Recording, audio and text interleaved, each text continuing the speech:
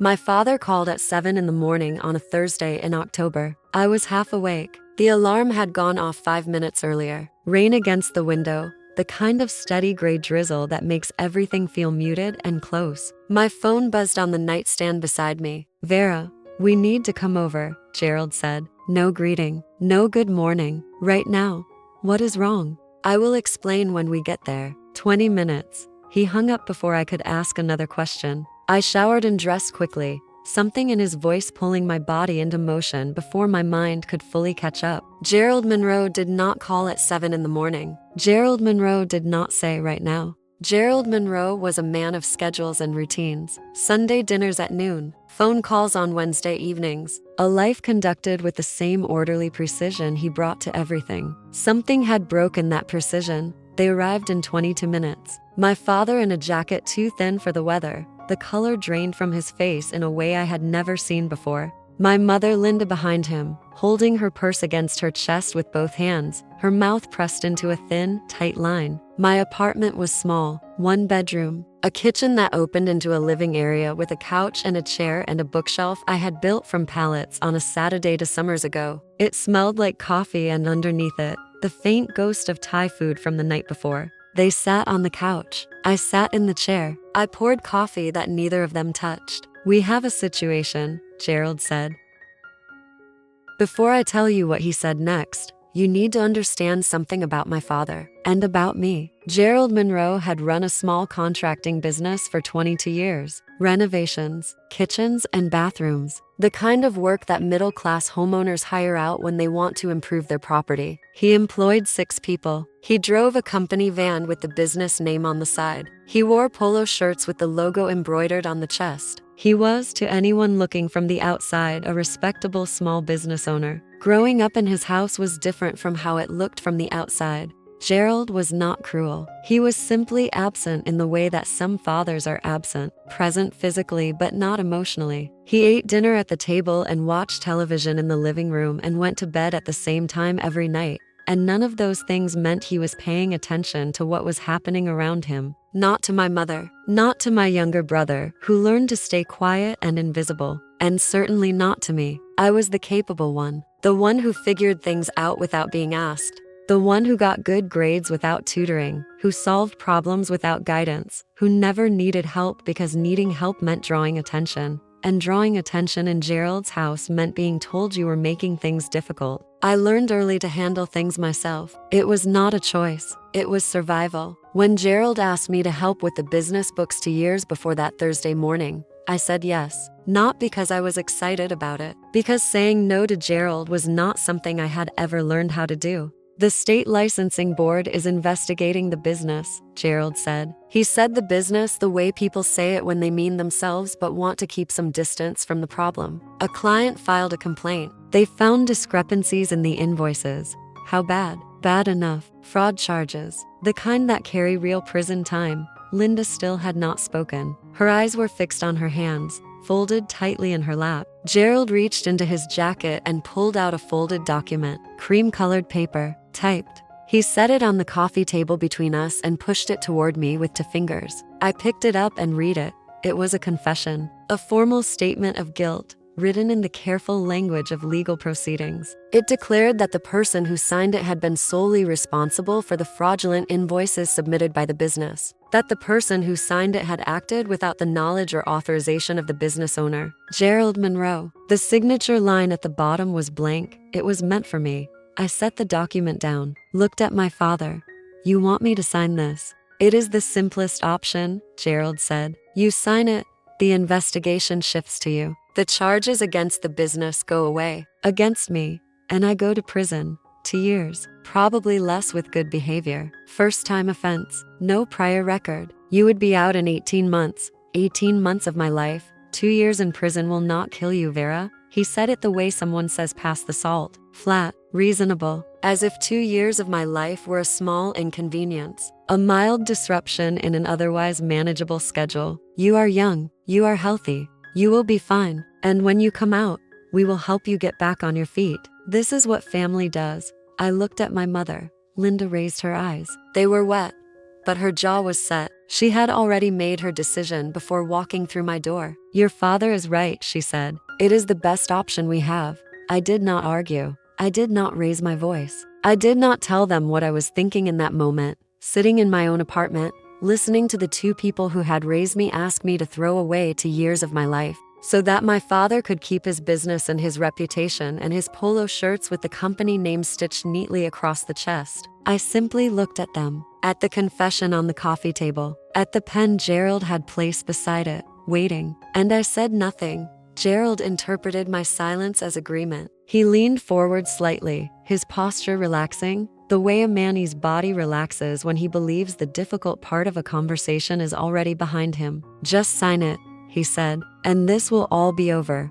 I looked at the pen, at his hand, at the careful lines of his face, the face that had sat across from me at thousands of dinner tables and said nothing of substance for my entire life. "Let me read it again," I said. "I want to understand exactly what I am signing." "Of course. Take all the time you need." He smiled, a small relieved smile. They left an hour later. Gerald told me to bring the signed confession to his lawyer by Friday afternoon. Linda kissed me on the cheek at the door, a brief and dry press of lips that felt like punctuation at the end of a sentence I had not agreed to be part of. I closed the door, locked it, stood in the hallway for a long moment, listening to the rain against the windows, feeling the apartment settle into silence around me. Then I sat down at my kitchen table and opened my laptop. The folder was still there. 2 years of files saved quietly, organized by date. The real invoices beside the inflated ones. Emails where Gerald had instructed me to adjust numbers before submitting them to clients. Bank statements showing where the extra money went. A careful, meticulous record of everything I had seen and everything I had been told to ignore.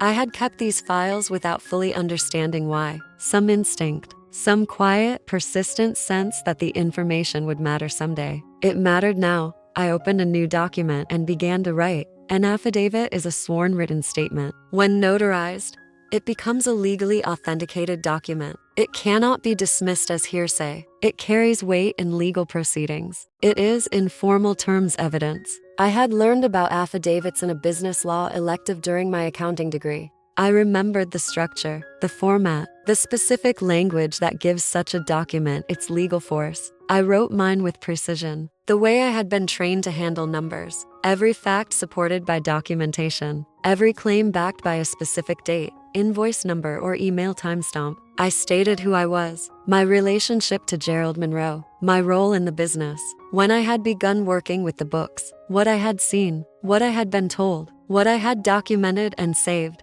I stated clearly that the fraudulent invoices had been created by Gerald Monroe at his direct instruction over a period of 5 years, that I had questioned the practice and been told to continue, that I had saved copies of all relevant documentation. I stated that on the morning of October 10th, I had been asked by Gerald Monroe, in the presence of Linda Monroe, to sign a false confession accepting sole responsibility for the fraud, that I had not signed it, that I was making this affidavit of my own free will, under no duress, and that every statement within it was true to the best of my knowledge and belief. It took me 4 hours to write. When I finished, I read it 3 times. Then I saved the file, printed to copies, and sat back in my chair. The rain had stopped. The clock on the wall read 2:47 in the afternoon. I picked up my phone and searched for mobile notary services in my area. His name was David Chen. He arrived at my apartment at 4:15 that same afternoon. A compact man in his 50s with reading glasses on a chain around his neck and a leather briefcase that had seen decades of use.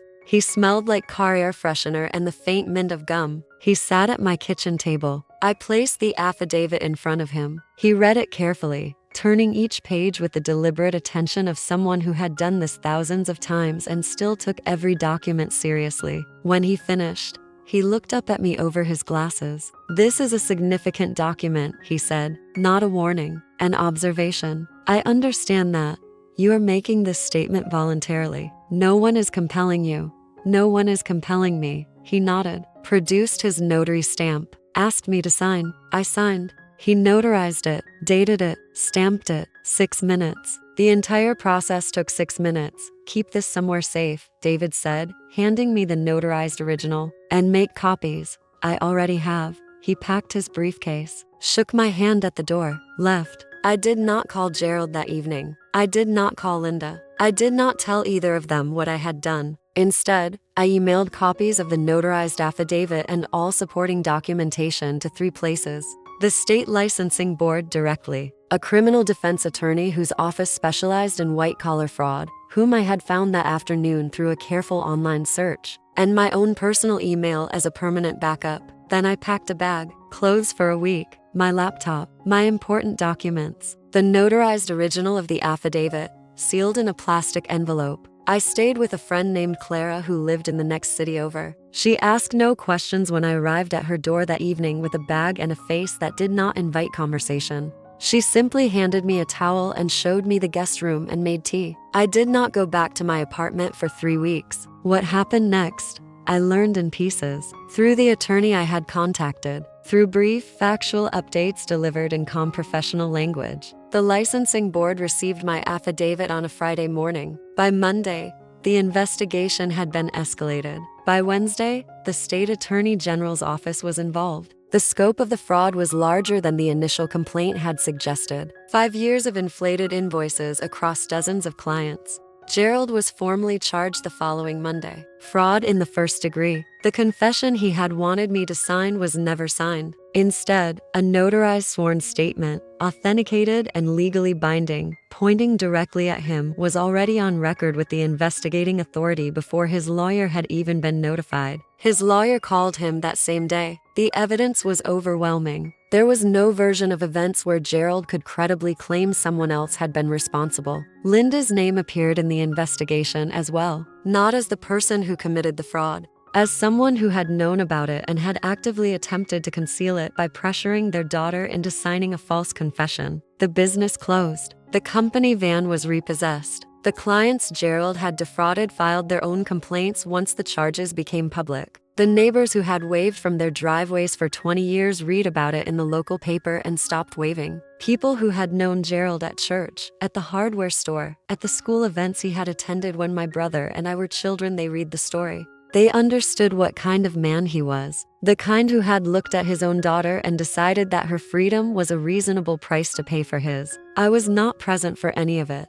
I did not attend the hearings. I did not speak to Gerald or Linda. I did not go back to their house or return their calls, which came often at first and then less often and then stopped entirely. I went back to my apartment in November. It was exactly as I had left it. The coffee mug in the sink, the bookshelf still standing. The rain had come back, the same gray October drizzle that had been falling when Gerald called that Thursday morning. I cleaned, made fresh coffee, sat at my kitchen table and looked out at the street below. The world looked exactly the same as it had before everything changed. But I was not the same person who had sat in this chair and listened to my father hand me a confession and call it family. I kept my job, kept my apartment, kept my life exactly as it had been, minus the shadow that had been hanging over it for 2 years without my fully understanding its shape. I do not think about Gerald often. When I do, I think about a man who handed his daughter a pen and a confession and smiled when she hesitated. I think about 6 minutes. The amount of time it took a notary to make the truth legally permanent. Not a confrontation,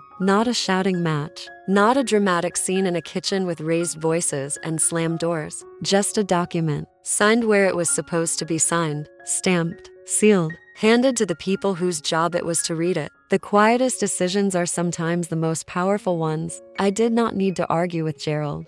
I did not need to convince him or shame him or make him understand what he had asked of me. I simply refused, quietly, completely, and signed my name not where he told me to sign it, but where the truth actually lived. Here is what I want to know. If your parents sat you down and asked you to go to prison for 2 years to protect them, what would you do? Some people might say family is family and you protect each other no matter what. Others would say that a parent asking their child to take the fall for their own crime is unforgivable, no matter the relationship. Do you think Vera was right to refuse without even giving her parents a chance to find another way? Or should she have confronted them first and demanded they fix it themselves? And the big question, would you have had the courage to call that notary? Or would you have signed what they put in front of you? Tell me your honest thoughts in the comments. If you believe people should face the consequences of their actions, hit subscribe. I have got more stories of justice that will blow your mind.